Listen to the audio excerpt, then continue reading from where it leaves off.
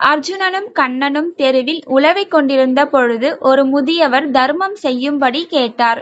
உடனே அர்ஜுனன் 1000 பொற்காசுகளை கொடுத்தான். முதியவருக்கு பெரும் மகிழ்ச்சி. ஆஹா, இது நம் குடும்பத்திற்கு 5-6 ஆண்டுகளுக்கு போதுமே என்றெண்ணி வீட்டிற்கு புறப்பட்டார் முதியவர். இதை கவனித்த ஒரு திருடன் பொற்காசுகளை வயோதிகரிடமிருந்து பறித்து சென்று விட்டான். சில தினங்கள் கழித்து மீண்டும் அவ்வழியே வந்த அர்ஜுனனிடம் முதியவர் நடந்ததை சொல்ல, விலையுயர்ந்த நவரத்ன கல்லை கொடுத்து அதையாவது பத்திரமாக கொண்டு செல்லும்படி கூறினான். முதியவரும் கவனமாக வீட்டிற்கு கொண்டு சென்று மனைவி பிள்ளைகளிடம் கூட சொல்லாமல் பரணில் இருந்த பானையில் ஒளித்து வைத்துவிட்டார். இதை அறியாத அவரது மனைவி பரணில் இருந்த பானையை எடுத்துக்கொண்டு ஆற்றுக்கு தண்ணீர் எடுக்கச் சென்றாள். பானையை கழுவும் பொழுது உள்ளிருந்த கல் ஆற்றில் விழுந்துவிட்டது. அவள் பானையுடன் வீட்டில் நுழைந்த பொழுது வெளியே சென்றிருந்த வயோதிகர் அந்த குடத்தை பார்த்து அதிர்ச்சியாகி, கல் எங்கே என மனைவியை கேட்டார்.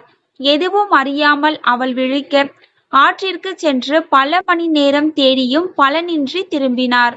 சில தினங்கள் கழித்து மீண்டும் கண்ணனும் அர்ஜுனனும் முதியவரை பார்க்கும் பொழுது அவர் நடந்ததை கூற, அர்ஜுனன் கண்ணனிடம், இவர் அதிர்ஷ்டக்கட்டை என்றான். அதை ஆமோதித்த கண்ணன், இந்த முறை நீ இவருக்கு 2 காசு மட்டும் கொடு என்றார்.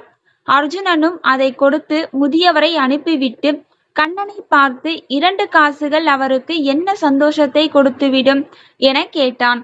எனக்கும் தெரியவில்லை, இருந்தாலும் என்ன நடக்கிறது என்பதை பார்க்கலாம் வா என கூறிய கண்ணன் அர்ஜுனனுடன் முதியவரை பின்தொடர்ந்தார். செல்லும் வழியில் மீனவர் ஒருவர் உயிருடன் வைத்திருந்த 2 மீன்களை வாங்கிக் கொள்ளும்படி முதியவரிடம் கேட்டான்.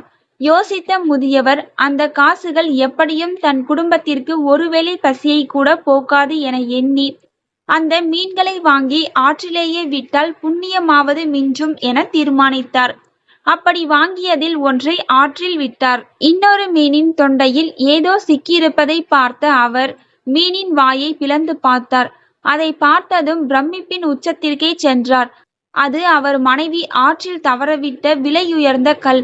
சந்தோஷ மிகுதியால் சிக்கியாச்சி என்று கூச்சலிட்டார்.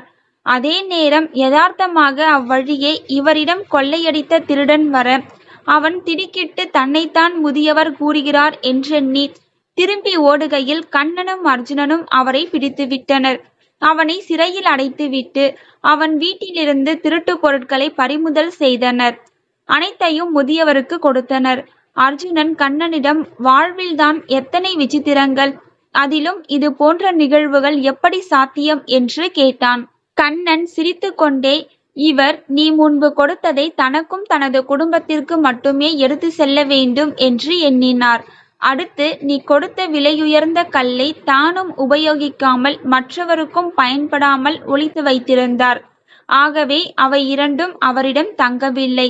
இப்பொழுதோ தன்னிடம் இருந்தது மிக குறைவானது என்றாலும் தனக்கு உதவாவிட்டாலும் இன்னொரு உயிராவது வாழட்டுமே என கருதினார்.